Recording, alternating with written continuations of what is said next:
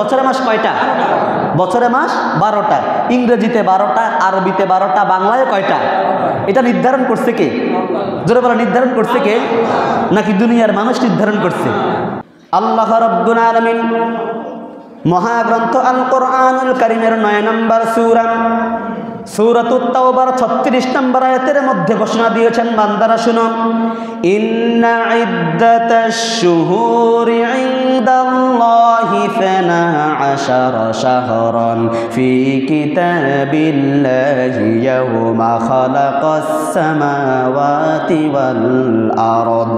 যেদিন থেকে আল্লাহ রাব্বুল আলামিন আকাশ এবং জমিনকে সৃষ্টি করেছেন, যেদিন থেকে আল্লাহ রাব্বুল আলামিন আকাশ এবং জমিনকে সৃষ্টি করেছেন, সেই দিন থেকেই আল্লাহ রাব্বুল আলামিন এক বছরে 12টি মাস নির্ধারণ করে দিয়েছেন। সুবহানাল্লাহ। সুতরাং দুনিয়ার 12 মাস কোনো মানুষের ক্রেডিট নয়, সব ক্রেডিট কার? আল্লাহ। 12 মাস দিয়েছে আল্লাহ। বছরের মধ্যে মাস হলো 12টি, তার মধ্যে সর্বশ্রেষ্ঠ মাস হলো রমজান মাস। সুবহানাল্লাহ বললেন না?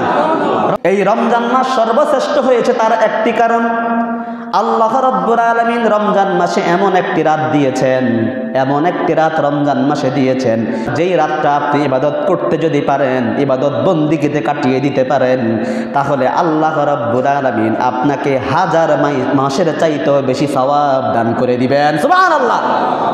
তাহলে বছরের মধ্যে সর্বশ্রেষ্ঠ মাস কোনটা? রমজান মাস।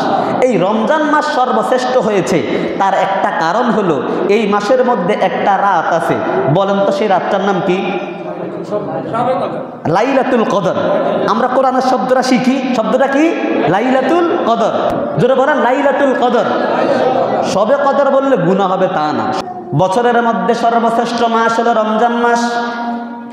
এই রমজান মাস সর্বশ্রেষ্ঠ হওয়ার কারণ হলো আল্লাহ রাব্বুল আলামিন এই রমজান মাসের মধ্যে এমন একটি রাত দিয়েছেন, যেই রাতটাকে আল্লাহ রাব্বুল আলামিন 1000 মাসের চাইতে সর্বোত্তম বলে দিয়েছেন। সুবহানাল্লাহ। এখন আপনার কাছে প্রশ্ন হতে পারে, লাইলাতুল কদরের এত মর্যাদা কেন? আপনি যে বলেছেন লাইলাতুল কদর সর্বশ্রেষ্ঠ, লাইলাতুল কদরের মর্যাদা একটাই কারণ, লাইলাতুল কদরে আল্লাহ রাব্বুল আলামিন মানব জাতির একমাত্র হেদায়েত গ্রন্থ, মহাগ্রন্থ আল কোরআন নাজিল করেছেন। সুবহানাল্লাহ। কোরআনুল কারীম বলেন, শাহরু রমাদানাল্লাযী উনজিলা ফীহিল কুরআনু হুদাল লিন্নাসি ওয়া বায়িনাতিম মিনাল হুদা ওয়াল ফুরকান। রমজান হলো সেই মহাপবিত্র মাস, রমজান হলো সেই মহাপবিত্র মাস যেই মাসে আল্লাহ রাব্বুল আলামিন মানব জাতির হেদায়েতের জন্য এবং সত্য মিথ্যার পার্থক্য করার জন্য, ভালো এবং খারাপের পার্থক্য করার জন্য আল্লাহ রাব্বুল আলামিন কোরআন নাযিল করেছেন। সুবহানাল্লাহ। তাহলে কোরআন নাযিল হয়েছে কোন মাসে? রমজান মাসে। এখন আপনার কাছে প্রশ্ন হতে পারে, রমজান মাসে কোন দিন নাযিল হয়েছে? সেই জন্য আল্লাহ রাব্বুল আলামিন সেই বিষয়টাকে জানানোর জন্য পরিপূর্ণ একটি সূরা নাযিল করেছেন। সুবহানাল্লাহ। সূরাতুল কদর পারেননি সবাই? সবাই পারেন? তাহলে একটু সবাই পড়েন। আল্লাহ তাআলা বলেন, ইন্না আনজালনাহু ফি লাইলাতিল কদরি ওয়া মা আদরাকা মা লাইলাতুল কদর লাইলাতুল কদরি খায়রুম মিন আলফি শাহর তানাজ্জালুল মালাইকাতু ওয়ার রূহু ফিহা বিইذনি রাব্বিহিম মিন কুল্লি আমরিন সালাম হিয়া হাত্তা মাতলাইল ফাজর। জোরে বলেন আল্লাহু আকবার। এত সুন্দর অফার দুনিয়ার কোনো মানুষ আপনাকে দিবে না। আল্লাহ রাব্বুল আলামিন ঘোষণা দিলেন, বান্দা শুনুন, নিশ্চয়ই আমি আল্লাহ রাব্বুল আলামিন এই কোরআন নাযিল করেছি লাইলাতুল কদরে। হে রাসূল, আপনি কি জানেন লাইলাতুল কদরটা কি? এবার আল্লাহ তাআলা নিজেই উত্তর দিয়ে দিচ্ছেন, লাইলাতুল কদরটা হলো এমন একটা রাত, যেই রাতটা আপনি ইবাদত করতে পারলে 1000 মাসের চাইতেও উত্তম হয়ে যাবে। সুবহানাল্লাহ।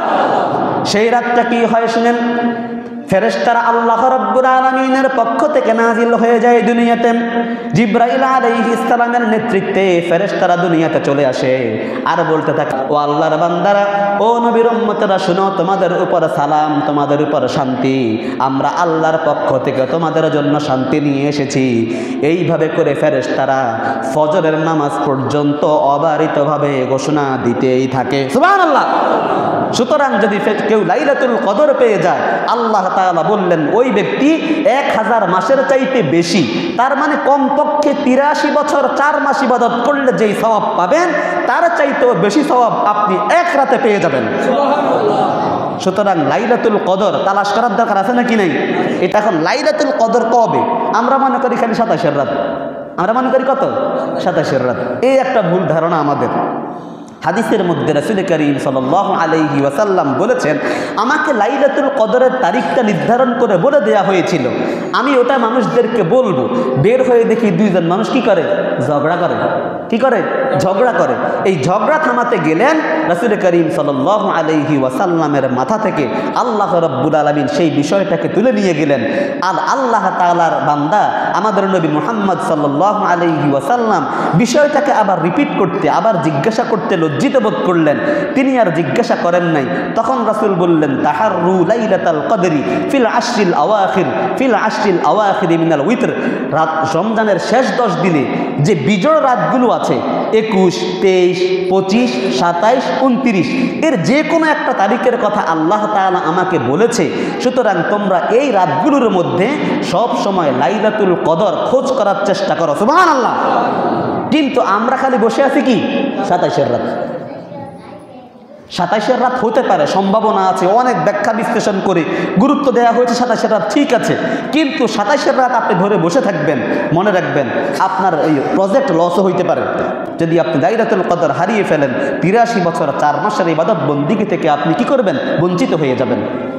সুতরাং লাইলাতুল কদর আপনারা তালাশ করার চেষ্টা করবেন, যেহেতু লাইলাতুল কদরে কোরআন নাজিল হয়েছে, এবং এই লাইলাতুল কদর থেকে যেন আমরা পরিপূর্ণ যে মাহাত্ম্য, মর্যাদা, সম্মান সেটা অর্জন করতে পারি। সবাই বলেন আমিন।